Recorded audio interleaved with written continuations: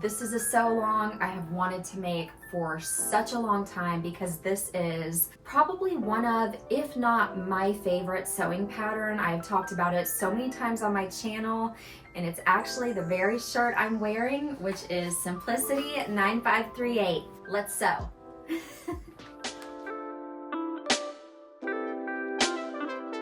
And welcome back to Dining Creativity. This is my sewing channel, fully dedicated to my sewing journey, the highs, the lows, and everything in between. Well, I'm so happy that you're here to join me along for this ride and also hopefully partake in sewing up your own version of Simplicity 9538 pattern, which is rated easy.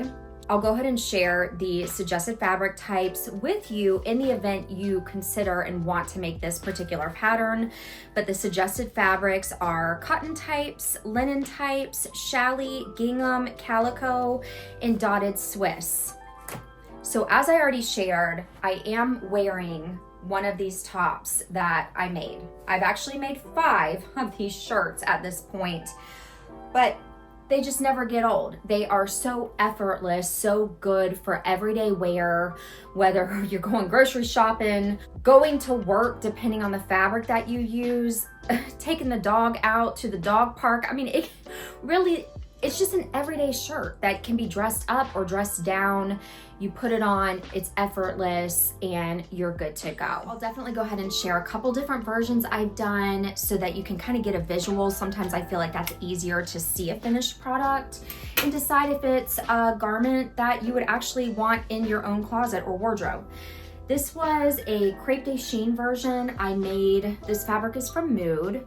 On all of mine, you're going to see consistently across the board, the main modification that I make is adding an elastic waistband, which is extremely easy to do. You basically, well, I'm not gonna get ahead of myself. When we get to that part in the sew along, I'll tell you how to do it. But the pattern does also call to just leave it loose. So I'm gonna go ahead and show that to you. So you have the option here to cater it to you. I like for it to be kind of right at my waist, like so, just to give a little added definition. But again, like I shared, you can add the elastic or leave it. The other modification that you're going to see that I do on most of them is to leave the sleeves open. So if you go straight from the directions, then you're going to be adding elastic around the sleeve. The version I'm going to do today, I'm actually going to do the elastic around the sleeve just because of the fabric that I'm going to be working with.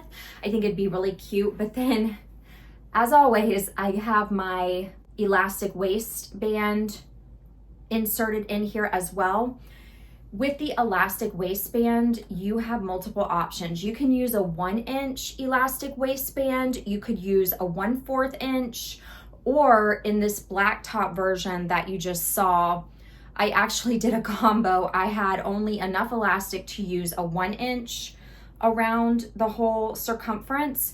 And so then I also, because I wanted it to be extra chunky, I also added a 1/4 inch elastic all around the bottom as well.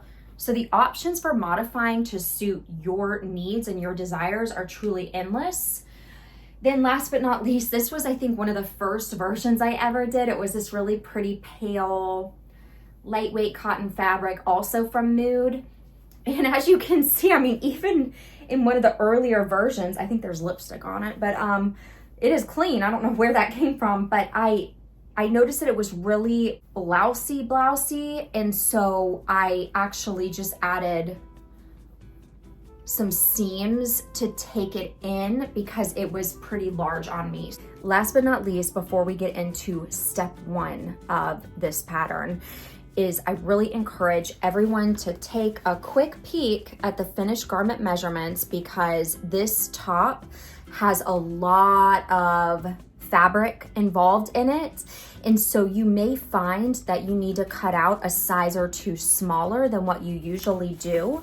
So for me, I usually cut a size 12 in most Big 4 patterns, but according to the finished garment measurements on this pattern, that would be a 50-inch circumference around the bust.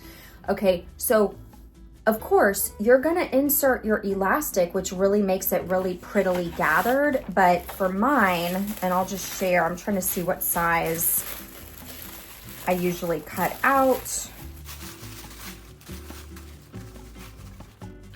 Oh, wow. Okay, so I had forgotten what size I cut, but this is the one I've used for all, now going on 6 tops I've made with this pattern, but I actually cut out a size 8 because the finished garment measurement for a size 8 is 47.5 inches around the bust. So it's really dependent on what you're comfortable with, your bust size, how much excess fabric you want on your body.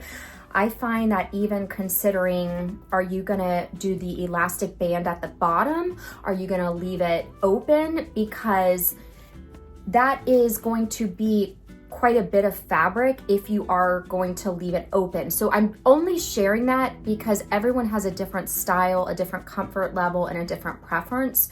And so those are just my 2 cents on considering what you are going to feel most comfortable in and what you're most likely to actually wear. So keep that in mind.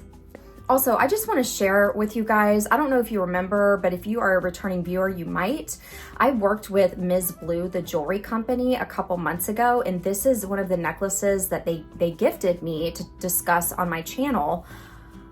It has remained the same now as it was the first day. And I wear this almost every day, at least 4 days out of 7 days of the week. It's almost like my comfort necklace at this point. It matches everything. But mainly I just wanted to give you an update because I think a lot of times when people work with these different brands, it's like, oh, okay, well, it's great in the beginning, but how is it a couple months later? This is still, like I said, as gorgeous as it originally was. And I know you guys have got to have seen me wear this so many times in previous videos since the first time I got it. It has been such a gorgeous additional piece of jewelry for my jewelry collection. Just my 2 cents.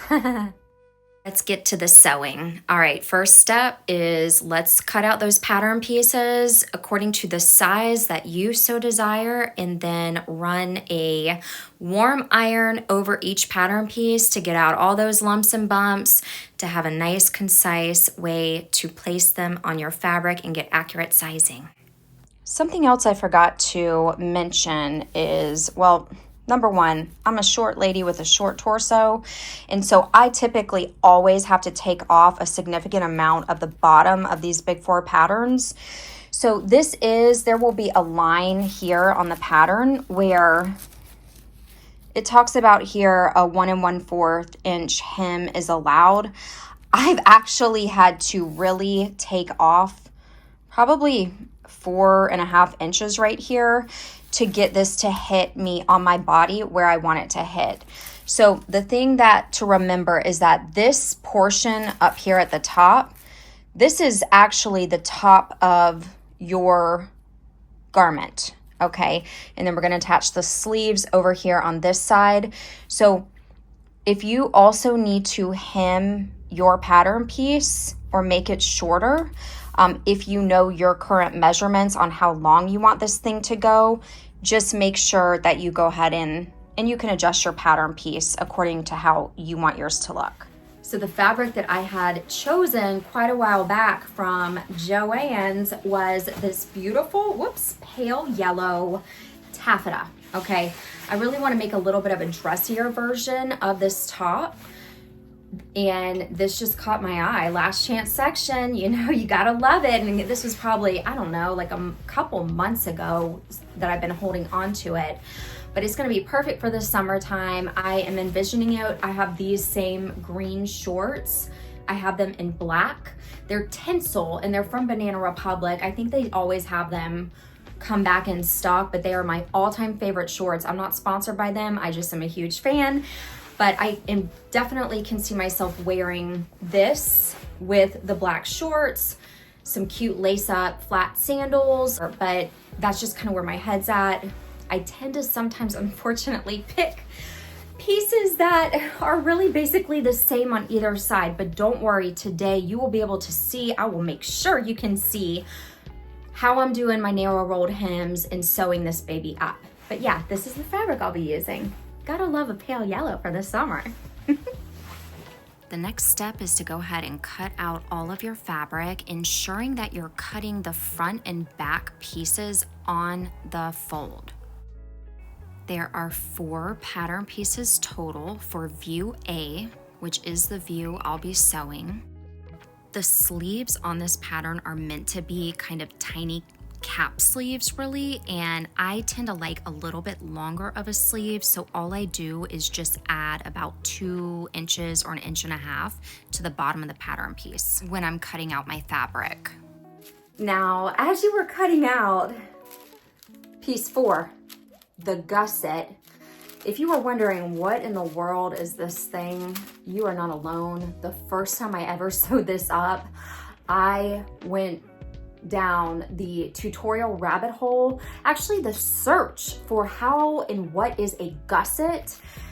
Actually didn't understand exactly what it was or how to insert it into a top until I found a young lady's YouTube tutorial on sewing medieval clothing. I guess gussets have been around for a very long time, but it's gonna be the piece that we sew in to the armpit.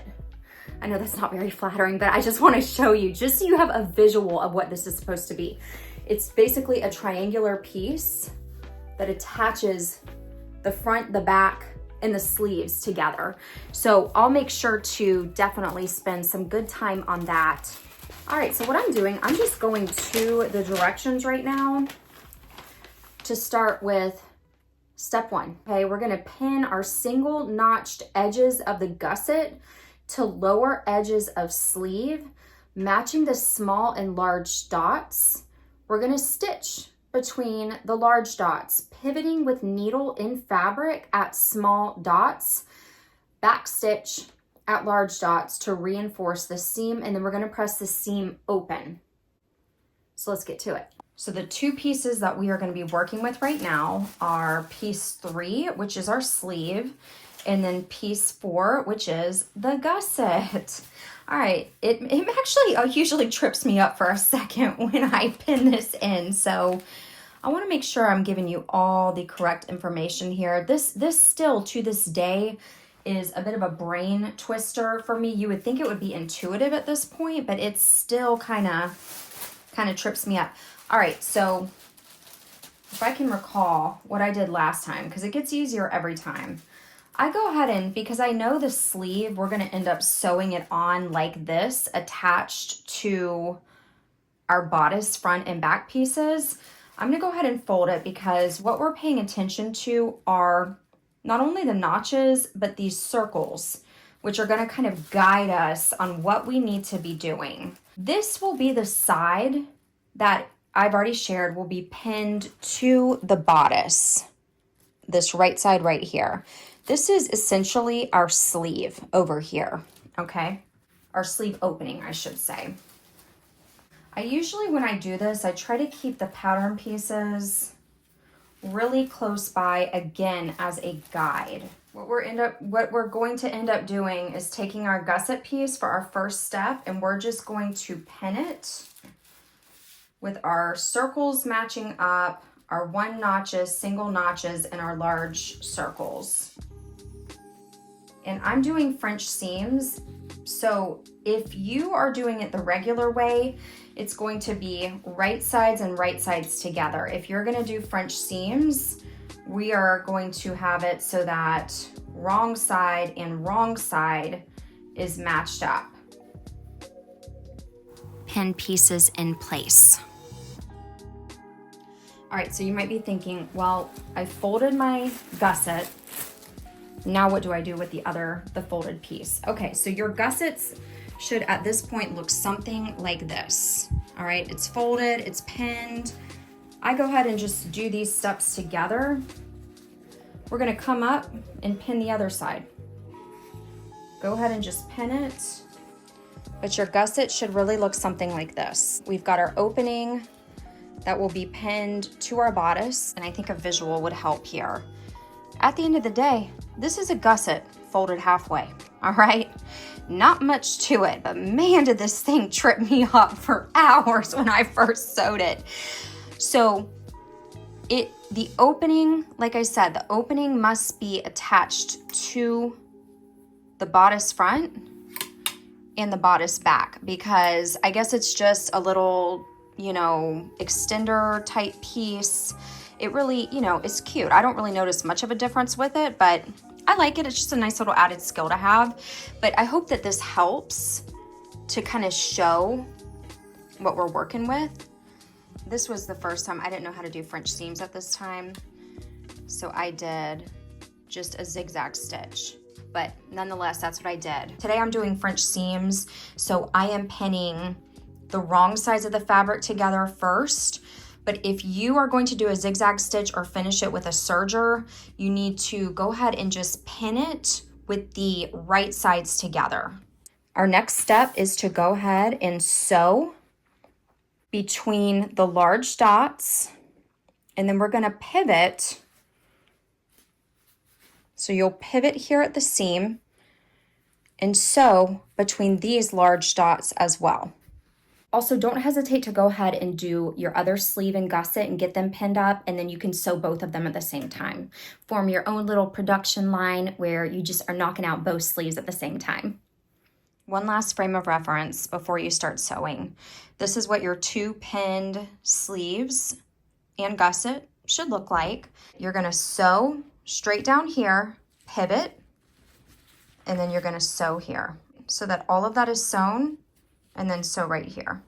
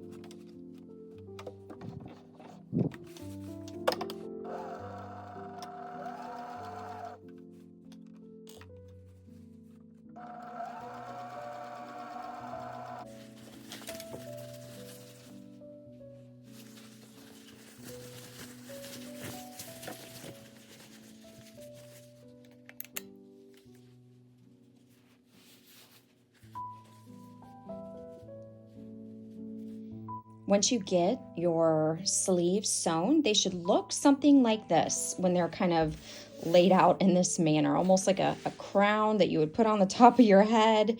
So I want to point out, as you can see, this little part didn't fully line up perfectly. Guess what? It's okay. So if you're noticing yours isn't either, it's all right, because with our 5/8 seam allowance, all that's going to be tucked in anyways and even trimmed off. You know, okay, scissors, trimmed off to be, you know, as our seam allowance. So don't sweat it. This is, again, I'm doing French seams, so I'm about to go do my little encase my raw edges. But if you did sew yours with the right sides together, go ahead and finish your raw edges with a serger or, you know, zigzag stitch, however you plan to finish. And then we'll head to the next step. It's all downhill from here. Now it's about to get real, just streamlined and quick. Step 2, let's go. All right, so now we're gonna go ahead and pin the front edge of the sleeve and gusset to front armhole edge of front, matching notches and dots. Stitch seam above small dot, back stitching at small dot, press seam towards front. Okay, this is where it kind of looks odd. All right, let's be honest. But you are going to you're going to go and make sure that your sleeve looks like this. Okay, we've got the triangle gusset open, all right, facing your top. It should have this little point right here. We are going to pin this little tiny triangle here. Okay, we're going to pin the whole thing which I'm doing this one-handed, so it looks kind of odd. But we're gonna end up pinning this all the way down here. So this will be all pinned, and that is our sleeve. Just for an added visual. See how our notches are lining up? We've got a single notch here, single notch there. We have our double notches here. I don't know where my gusset piece is right now, but if you need that frame of reference, put your gusset piece here and line up those double notches and pin these two pieces together. I'll show you what mine looks like once I get it all pinned. And again, broken record, but if you are serging or zigzag stitching your finished edges, then you're going to have to make sure that right side of fabric and right side of fabric are pinned together. So it may even be easier to flip it and pin starting with this little point at the top and then pin it all the way down like so. When you have your sleeve pinned to the bodice, we are going to sew all down this side until you reach what would be the small circle of the gusset. But as you can see with the instructions, it is pretty much all the way down to where it ends. And you can leave your seam allowance there because, well, I won't get ahead of myself, but basically we're gonna sew down here, sew down this one. Also, let me just point out, this is the size 8. So it does give you a lot of room to work with and play with, but just pointing that out that there is that amount of fabric. It's gonna be cute. It's gonna be super cute. I'm excited. And my lovely people, just a gentle reminder that after every seam sew, make sure to press so that you get a nice, flat, professional finish. All right, so this is what your top should look like at this point. Your finished edges should be on the inside of your garment. Okay, those are my French seams. I know it's ridiculous at this point. I need to get a serger, but for now, we're gonna stick with the French seams, and we will head to the next step. Woo! Step 3, here we come. All right, so you may have guessed it at this point, but we are gonna pin the back edge of the sleeve and gusset to the armhole edge of back, matching notches and dots. Stitch seam above small dot, back stitching at small dot, just to kind of give it that reinforcement, and then press seam towards back. So I've already gone ahead and pre-pinned mine, but this is where definitely grab your back piece. This is where a couple sewing confessions are gonna come into play. I kind of go rogue, all right? So sewing confession number 1, like I've shared, this is the 6th time I have made this top. I go ahead and I sew all the way down to the bottom of the top because that is a step that comes later in making this shirt, and I am gonna be honest, I have never understood why. It just doesn't make sense. Yeah, it's step 23 for view A. You know, view A is kind of the most basic version. So I'll be honest, I'm gonna go ahead and sew all the way to the bottom of the shirt. That's just how I have literally always done it. And so feel free, if you only want to sew down to the bottom of the underarm, the gusset piece, then that's no problem, because when it gets to step 23, I will tell you that it's time to sew down. I just figure why, you know, swing back that way? I'm sure there is a reason. If you know it, please feel free to share. I don't want to steer anybody wrong, but that's just a sewing confession. I never even realized the pattern told you to do that. So I'm going to go ahead and sew all the way down. This is essentially going to cause our whole blouse to be a blouse, and then we'll move into the next step, of course.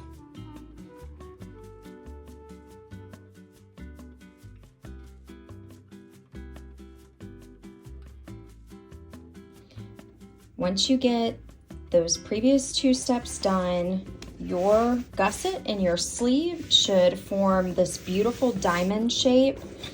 And if you did it the same way that I did, then the bottom of your top is already going to be sewn. As I was sewing it, I am wondering if they did that to make it easier, because, you know, it can trip a person up a little bit. I mean, I had to even, you know, definitely mess with it to get that perfectly connected here. And so I see the value in doing this step as they suggested and kind of stopping around here and then sewing that separately. But, you know, I went ahead and just went straight down the line. So basically just want to give a quick pulse check in terms of what yours should look like at this point. All right, let's move on into the next phase, the next step, whatever you want to call it. This is where another little confession must come in.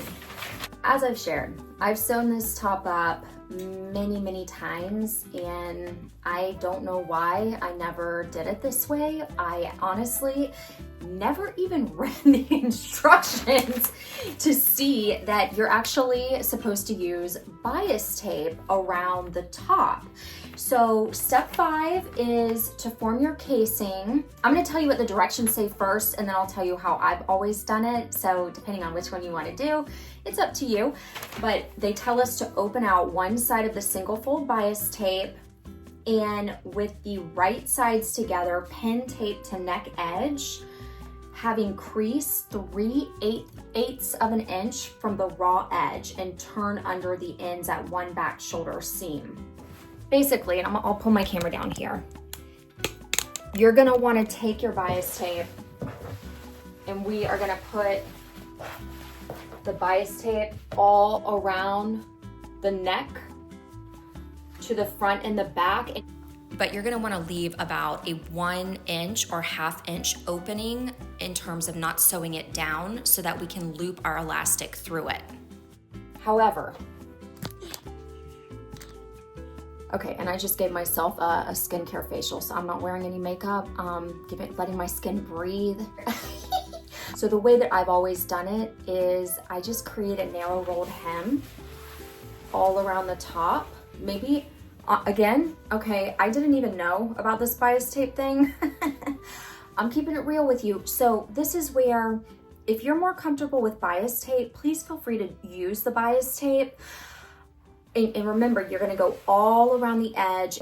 I'm gonna do the narrow rolled hems. And if you wanna do the narrow rolled hem, then it essentially consists of folding down the tiniest little edge of your shirt, ironing it flat, and then folding down 3/8 inch seam allowance, sewing all around the top. But just like with your bias tape, you're gonna leave a little bit open where you don't sew it completely closed, and I'll show you what I'm talking about, because then we're gonna feed the elastic through it.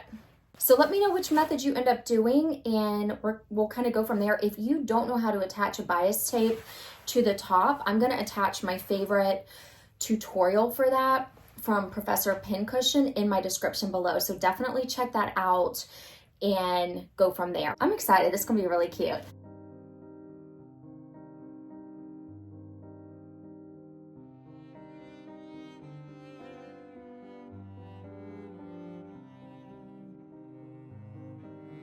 So I just wanted to show you really quickly that if you're gonna do the narrow rolled hem method like I did or am doing, I just went around and pinned it all in place. Now, the notions that the pattern tells us and calls for are 1/4 inch elastic. These are little rolls I got off of Amazon a while back. They're all linked in the description below because I love them. You know, it's just been really easy. So this would be a 1/4 inch elastic. However, okay, and this is where there is more than one way to cook an egg, all right? With this taffeta fabric, I really want this very delicate little elastic. So I am actually going to be using, I can't even fully remember, I think it's 1/8 inch. That might be too small, but a very thin elastic instead of this 1/4 inch guy right here. So it's just, I don't know, it's like a weird little gut instinct I have going on that tells me this is gonna look so much better. So don't feel scared to branch away from the notions that the pattern tells you. I don't care if it's buttons or elastic size. Some elastic sizes are pretty necessary and mandatory, like waist elastic. But I mean, for tops like this, I think there is definitely room to play. And if you don't like it, then you can always just slide that elastic out and go with what the pattern tells you. But for this delicate taffeta, I really think this is gonna be so pretty. So go ahead and sew your bias tape in, or sew your narrow rolled hem right here on the edge. Let me make sure I'm filming that. Yeah, right on the edge, except when you get to a certain spot, it could be right where the sleeve meets here, then don't leave about half an inch open, because we've got to fit our, I always want to say paper clip, but it's a safety pin. We always got to fit our safety pin through our casing. This is also where sew in your bias tape, and I'll meet you back here.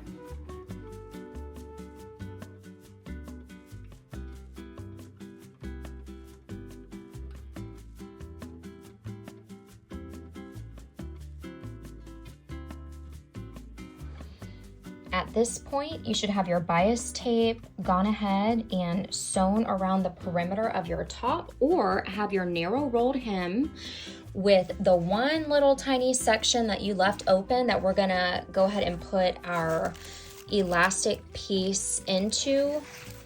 Now, the other piece is, if you decided to do the bias tape, you're going to understitch by pressing the tape in the seam away from your garment, stitching through the tape and seam allowances close to seam.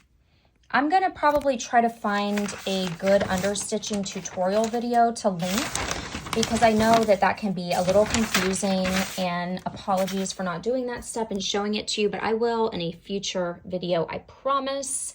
So at this point, what I go ahead and do is measure out a piece of elastic that is as long as our number 5 elastic guide, and go ahead and loop it through the entire top border.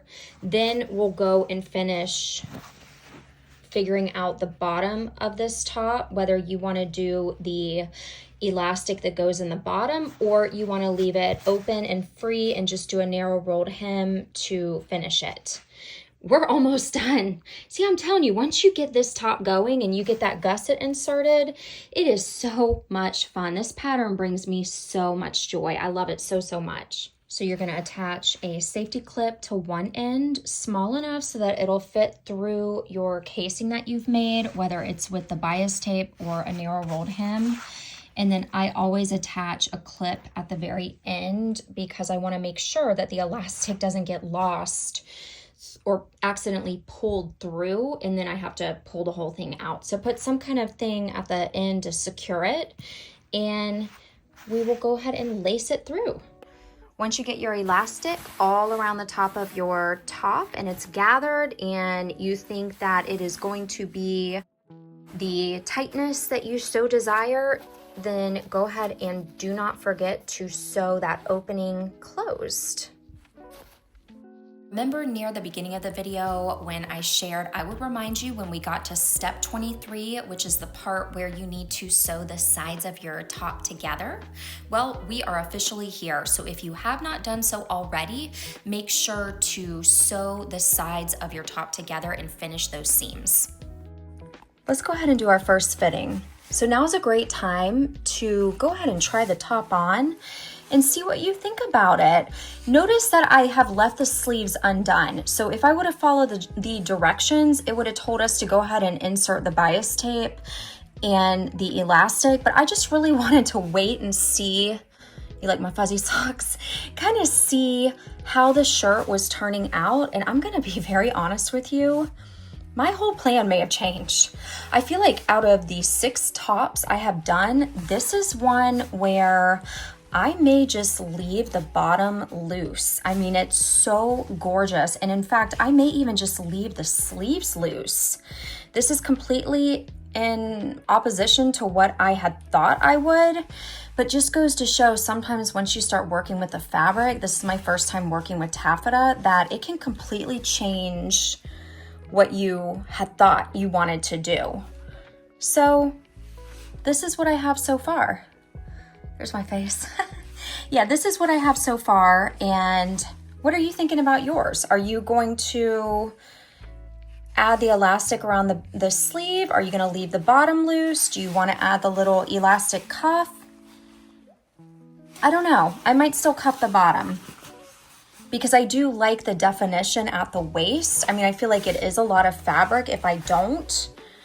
What I'm gonna do is actually probably try on some regular shorts. These are just gym shorts, and see what I think. But I hope your fitting is going great, and don't hesitate to let me know how it's going. We're almost done. Change of plans. I'm gonna stick with my original plan, and I'm going to add the elastic around the sleeves, and then I am gonna stick with my elastic around the waist approach. And so if you have not yet made a narrow rolled hem or used bias tape for your sleeve casings to insert your elastic, definitely once you figure out your plan, go ahead and do that.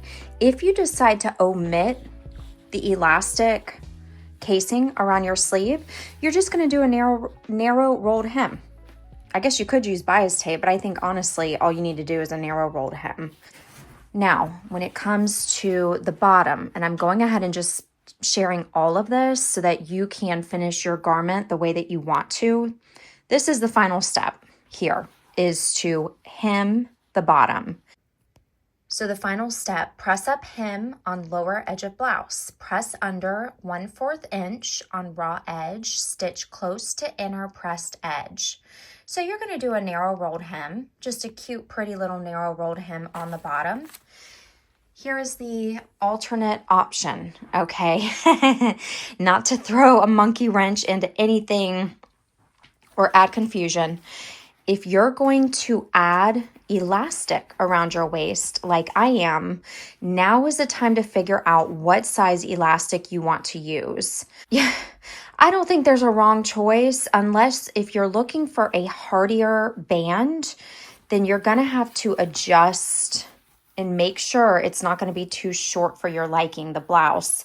But you're going to have to adjust how big your narrow rolled hem is so that because if you put 1 inch elastic, then you need to make sure to create a 1 inch narrow rolled hem casing, i.e., like I did on this peasant top that I previously made. So see, I had to make a very large narrow rolled hem. I think this was even 1.25 inch elastic I used because this is cotton material and I thought it would be cute. And then I did a narrow rolled hem to finish this one as well, as you can see. This was a tablecloth from Pier 1 that my mom gave me, but it's a really cute little peasant blouse. So there you go. These are our final 2 steps, and then I can't wait to show you my final outcome here in just a little bit. I hope your top is coming out gorgeously. Also, before you sew, please don't forget to leave a little opening somewhere if you decide to put the elastic band at the bottom for you to insert your elastic, just like we did with the neckline.